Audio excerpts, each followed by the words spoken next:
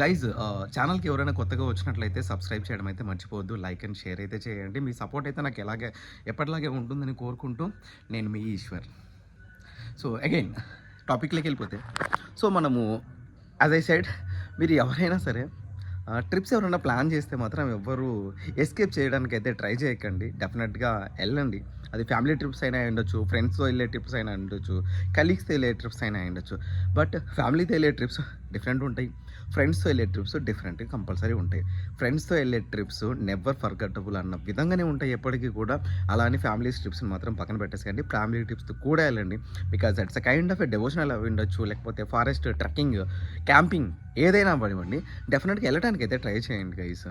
ఎందుకంటే mind compulsory refreshment అయిపోతుంది. మీ work pressure ఉండదు, ఎలాంటిది ఏది ఉండదు. పదే పదే ఎందుకు చెప్తున్నానంటే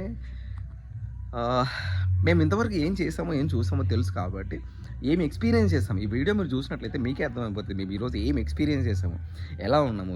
ప్రతి ఒక్కరు కూడా చాలా అంటే చాలా బాగా ఎంజాయ్ అయితే చేశారు.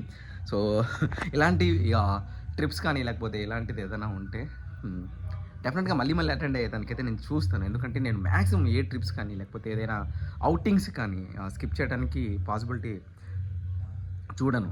డెఫినెట్గా పాసిబిలిటీ చూసుకొని నాకు ఎలాంటి ఇష్యూస్ లేవు అనుకుంటే 99.999% నేను ఇలాంటి ప్రతి దానికి కూడా అటెండ్ అయితే అవుతాను కూడా డెఫినెట్గా. ఎందుకంటే నేను మొన్నటి వరకు కూడా ఇంటి దగ్గర ఉన్నాను, హైదరాబాద్లో కూడా లేను.